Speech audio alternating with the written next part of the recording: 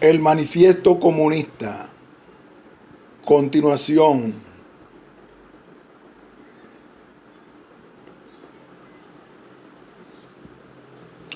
La burguesía despojó de su halo la santidad a todo lo que antes se tenía por venerable y digno de piadoso acontecimiento. Convirtió en sus servidores asalariados al médico, al jurista, al poeta, al sacerdote, al hombre de ciencia. La burguesía desgarró los velos emotivos y sentimentales que envolvían la familia y puso al desnudo la realidad económica de las relaciones familiares. La burguesía vino a demostrar que aquellos alardes de fuerza bruta que la reacción tanto admira en la Edad Media tenían su complemento cumplido en la haraganería más indolente. Hasta que ella no lo reveló, no supimos cuánto podía dar de sí el trabajo del hombre. La burguesía ha producido maravillas mucho mayores que las pirámides de Egipto, los acueductos romanos y las catedrales góticas.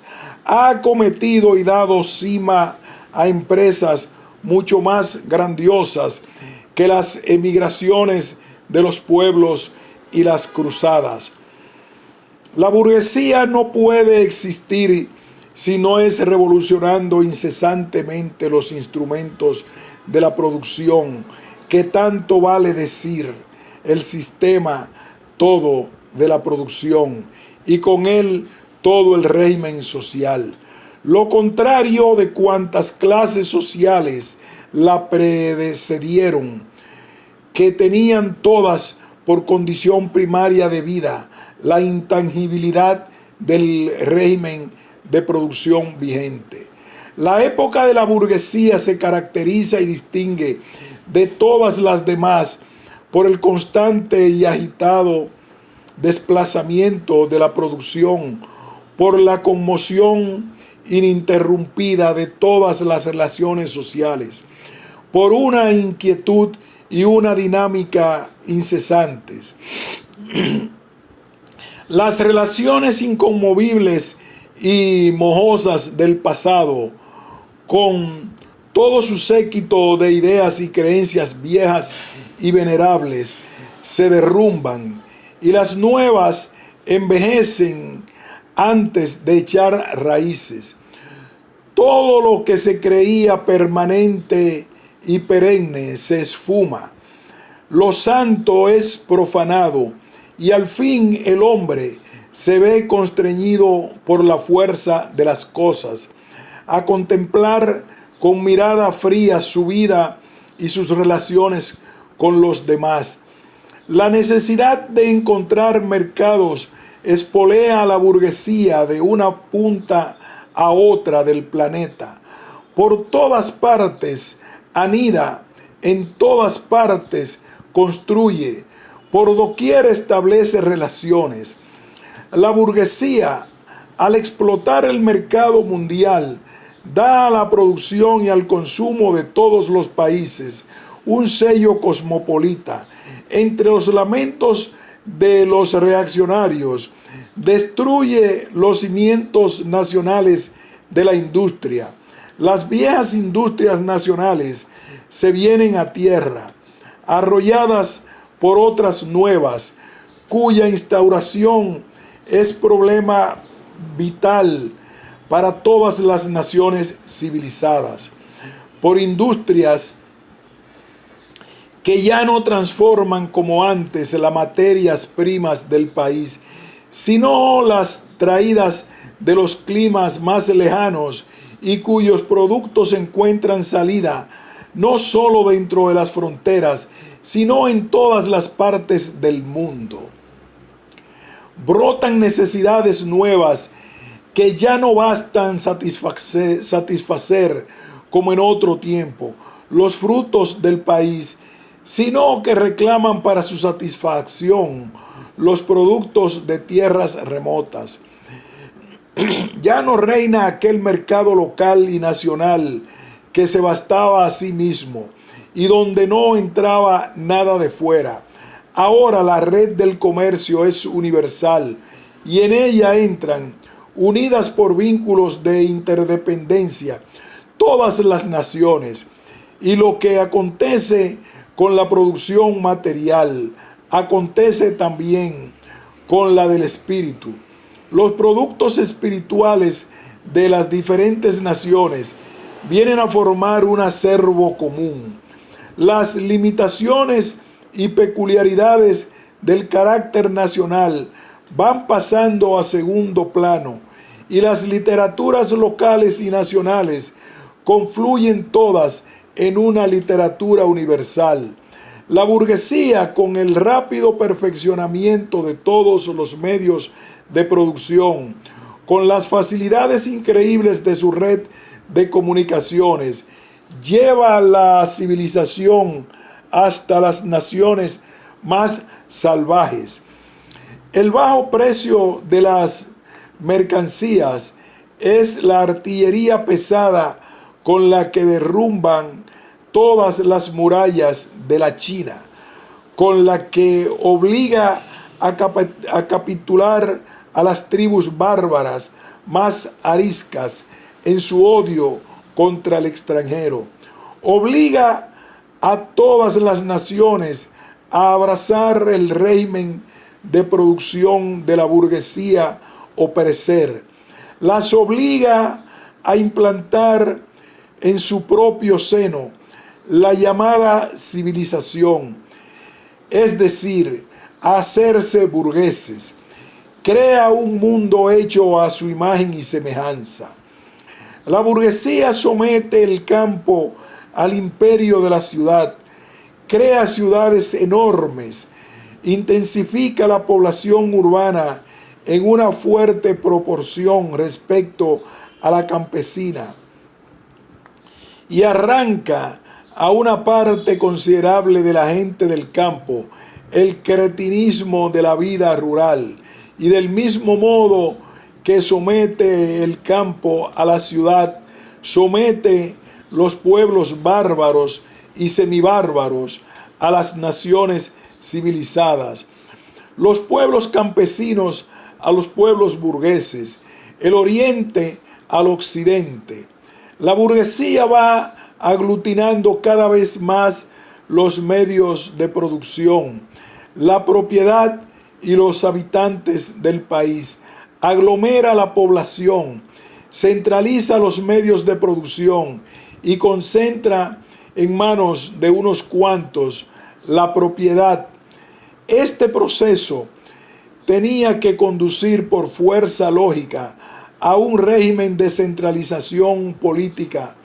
Territorios antes independientes, apenas aliados con intereses distintos, distintas leyes, gobiernos autónomos y líneas aduaneras propias, se asocian y refunden en una nación única, bajo un gobierno, una ley, un interés nacional de clase y una sola línea aduanera.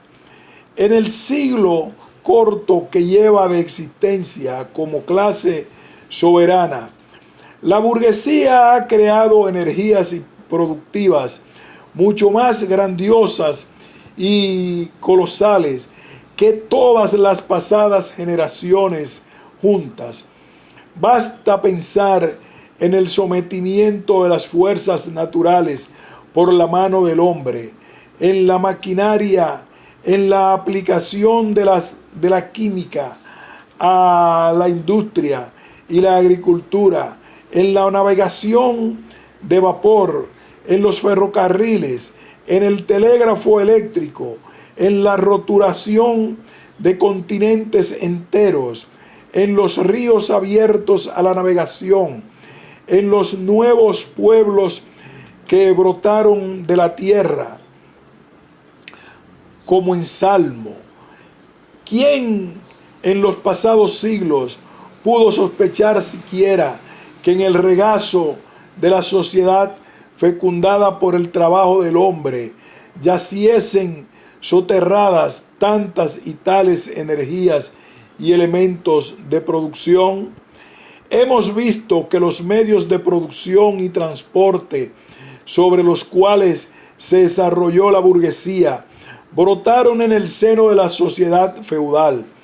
Cuando estos medios de transporte y de producción alcanzaron una determinada fase en su desarrollo, resultó que las condiciones en que la sociedad feudal producía y comerciaba, la organización feudal de la agricultura y la manufactura, en la palabra, el régimen feudal de la propiedad, no correspondían ya al estado progresivo de las fuerzas productivas, obstruían la producción en vez de fomentarla. Se habían convertido en otras tantas trabas para su desenvolvimiento. Era menester hacerlas saltar, y saltaron. Vino a ocupar su puesto la libre concurrencia con la constitución política y social a ella adecuada, en la que se revelaba ya la hegemonía económica y política de la clase burguesa. Pues bien, ante nuestros ojos se desarrolla hoy el espectáculo semejante. Las condiciones de producción y de cambio de la burguesía, el régimen burgués de la propiedad, la moderna sociedad burguesa, que ha sabido hacer brotar como por encanto tan fabulosos medios de producción y de transporte, recuerda al brujo impotente para dominar los espíritus subterráneos que conjuró. Desde hace varias décadas, la historia de la industria y del comercio no es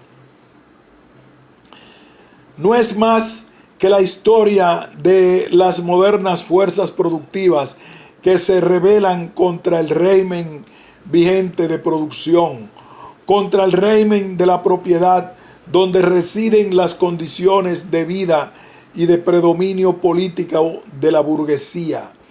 Basta mencionar que las crisis comerciales, cuya periódica reiteración supone un peligro cada vez mayor para la existencia de la sociedad burguesa toda. Las crisis comerciales, además de destruir una gran parte de los productos elaborados, aniquilan una parte considerable de las fuerzas productivas existentes. En esta crisis se desata una epidemia social que a cualquiera de las épocas anteriores hubieran parecido absurda e inconcebible. La epidemia de la superproducción. La sociedad se ve retrotraída repentinamente a un estado de barbarie momentánea. Se diría que una plaga de hambre o una gran guerra aniquiladora la han dejado esquilmado sin recursos para subsistir. La industria, el comercio están a punto de perecer. ¿Y todo por qué? Porque la sociedad posee demasiada civilización, demasiados recursos, demasiada industria, demasiado comercio. Las fuerzas productivas de que dispone no sirven ya para fomentar el régimen burgués de la propiedad. Son ya demasiado poderosas para servir a este régimen que embaraza su desarrollo. Y tan pronto como logran vencer este obstáculo, siembran el desorden en la sociedad burguesa. Amenazan dar al traste con el régimen burgués de la propiedad. Las condiciones sociales burguesas resultan ya demasiado angosta, cómo se sobrepone a la crisis la burguesía de dos maneras: destruyendo violentamente una gran masa de fuerzas productivas y conquistándose nuevos mercados, a la par que procurando explotar más concienzudamente los mercados antiguos. Es decir, que remedia unas crisis preparando otras más extensas e impotentes y mutilando los medios de que dispone para precaverlas. Las armas con que la burguesía derribó el feudalismo se vuelven ahora contra ella, y la burguesía no solo forja las armas que han de darle la muerte, sino que además pone en pie los hombres llamados a manejarlas. Estos hombres son los obreros, los proletarios. En la misma proporción en que se desarrolla la burguesía, es decir, el capital, desarrollase también el proletariado. Esa clase obrera moderna que solo puede vivir encontrando trabajo y que solo encuentra trabajo en la medida en que éste alimenta a incremento el capital. El obrero obliga a venderse a trozos. Es una mercancía como otra cualquiera, sujeta por tanto a todos los cambios y modalidades de la concurrencia, a todas las fluctuaciones del mercado.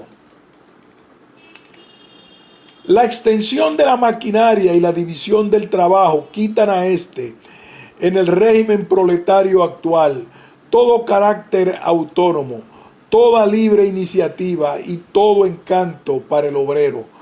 El trabajador se convierte en un simple resorte de la máquina, del que solo se exige la operación mecánica, monótona, de fácil aprendizaje.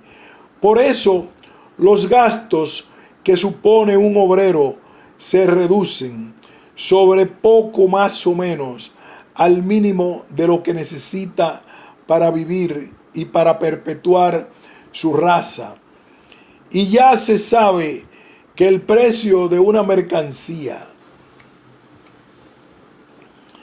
y ya se sabe cuál es el precio de una mercancía y cómo una de tantas, el trabajo, equivale a su coste y de producción. Cuanto más repelente es el trabajo, tanto más disminuye el salario pagado al obrero. Más aún, cuanto más aumenta la maquinaria y la división del trabajo, tanto más aumenta también este, bien porque se alargue la jornada, bien porque se intensifique el rendimiento exigido, se acelere la marcha de las máquinas, etc. La industria moderna ha convertido el pequeño taller del maestro patriarcal en la gran fábrica del magnate capitalista. Las masas obreras concentradas en la fábrica son sometidas a una organización y disciplina militares. Los obreros, soldados rasos de la industria, trabajan bajo el mando de una toda jerarquía de sargentos, oficiales y jefes. No son solo siervos de la burguesía y del Estado burgués, sino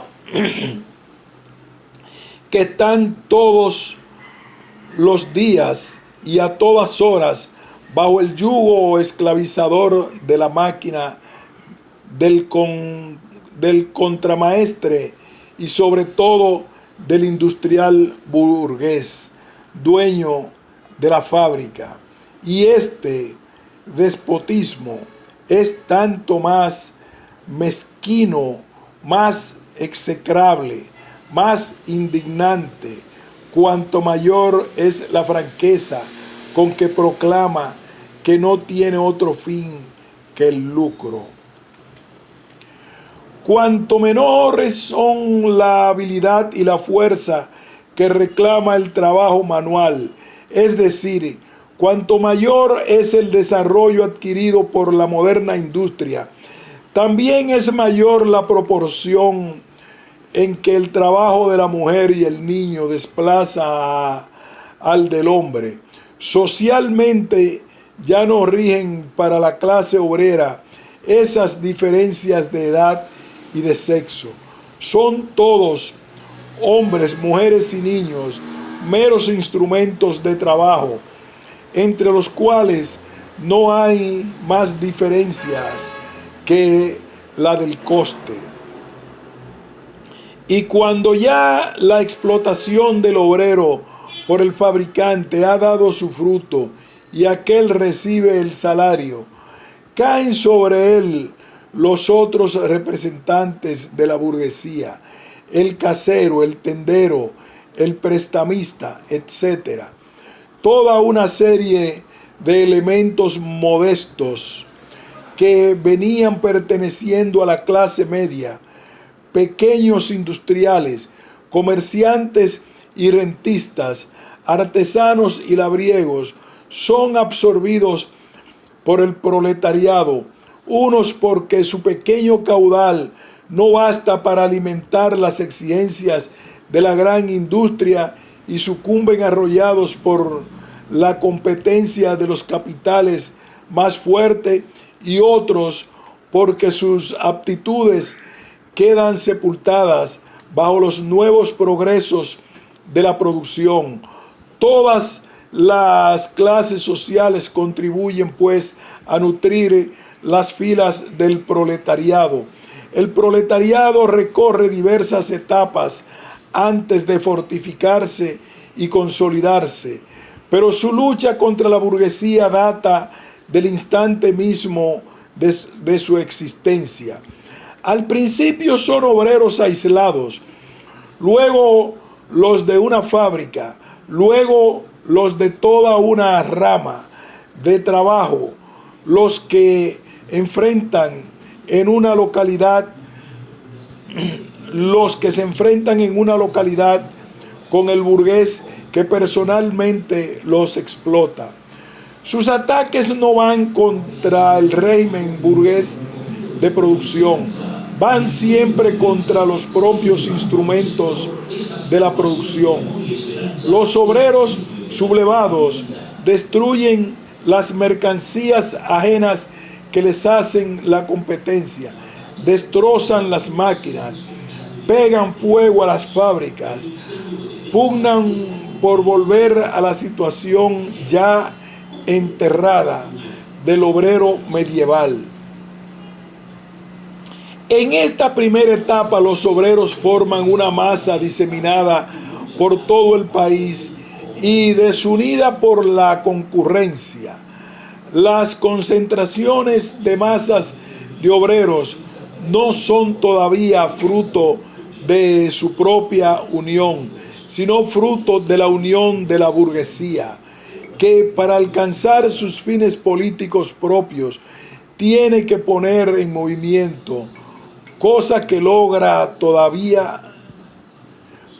todavía logra a todo el proletariado.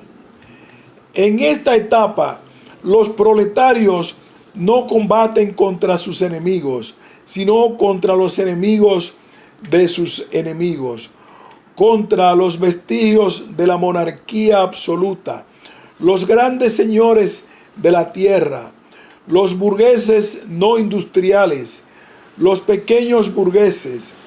La marcha de la historia está toda concentrada en manos de la burguesía, y cada triunfo así alcanzado es un triunfo de la clase burguesa. Sin embargo, el desarrollo de la industria no solo nutre las filas del proletariado, sino que las aprieta y concentra. Sus fuerzas crecen y crece también la conciencia de ellas. Y al paso que la maquinaria va borrando las diferencias y categorías en el trabajo y reduciendo los salarios casi en todas partes a un nivel bajísimo y uniforme, van nivelándose también los intereses y las condiciones de vida dentro del proletariado, entre la burguesía y las crisis comerciales que desencadena, hacen cada vez más inseguro el salario del obrero, los progresos incesantes y cada día más veloces del maquinismo, aumentan gradualmente la inseguridad de su existencia. Las colisiones entre obreros y burgueses aislados van tomando el carácter cada vez más señalado de colisiones entre dos clases. Los obreros empiezan a coaligarse contra los burgueses, se asocian y unen para la defensa de sus salarios, crean organizaciones permanentes para pertrecharse en previsión de posibles batallas. De vez en cuando estallan revueltas y sublevaciones.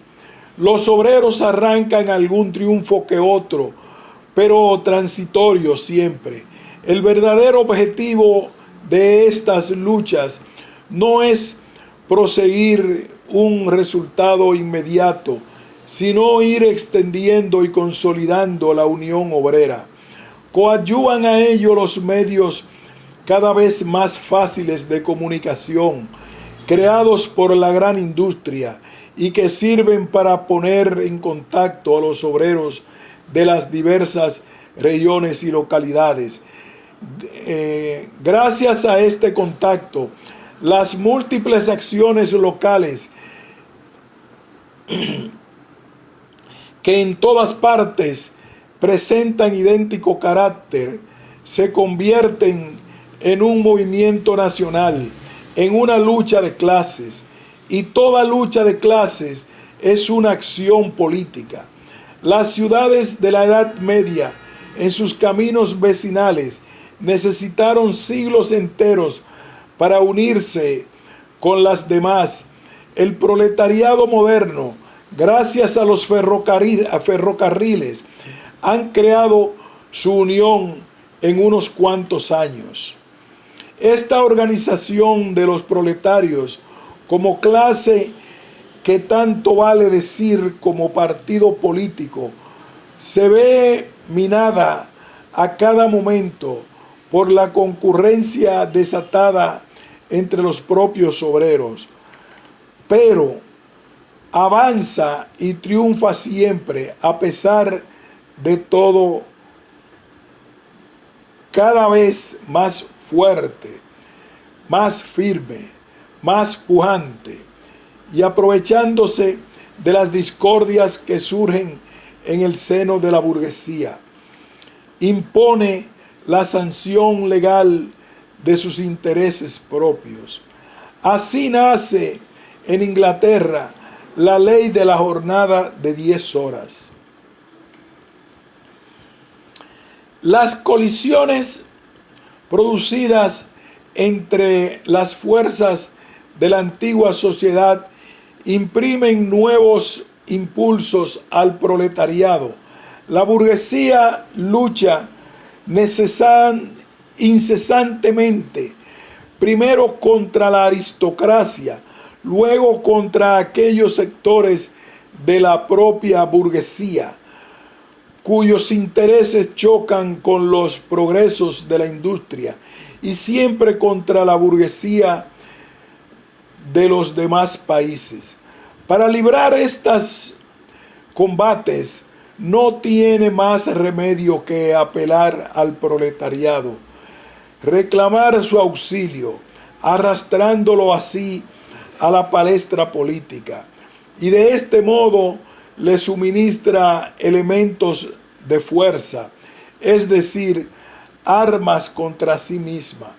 Además, como hemos visto, los progresos de la industria traen a las filas proletarias a toda una serie de elementos de la clase gobernante, o al menos los colocan en las mismas condiciones de vida. Y estos elementos suministran al proletariado nuevas fuerzas. Finalmente, en aquellos periodos en que la lucha de clases está a punto de decidirse en tan violento y tan claro proceso de desintegración de la clase gobernante latente, en el seno de la sociedad antigua, que una pequeña parte de esa clase se desprende de ella y abraza la causa revolucionaria, pasándose a la clase que tiene en sus manos el porvenir. Y así como antes, una parte de la nobleza se pasa a la burguesía, ahora una parte de la burguesía se pasa al campo del proletariado. En ese tránsito rompen la marcha los intelectuales burgueses que, analizando teóricamente el curso de la historia, han logrado ver claro en sus derroteros de todas las clases que hay, se enfrentan con la burguesía. No hay más que una verdaderamente revolucionaria. No, de todas las clases que hoy se enfrentan con la burguesía, no hay más que una verdaderamente revolucionaria: el proletariado. Las demás perecen y desaparecen con la gran industria. El proletariado, en cambio, es su producto genuino y peculiar. Los elementos de las clases medias, el pequeño industrial, el pequeño comerciante, el artesano, el labriego, todos luchan contra la burguesía para salvar de la ruina su existencia. Como tales, no son, pues, revolucionarios, sino conservadores, más todavía reaccionarios, pues pretenden volver atrás la rueda de la historia. Todo lo que tienen los revolucionarios es lo que mira a su tránsito inminente, al proletariado. Con esa actitud no defienden sus intereses actuales, sino los futuros. Se despojan de su posición propia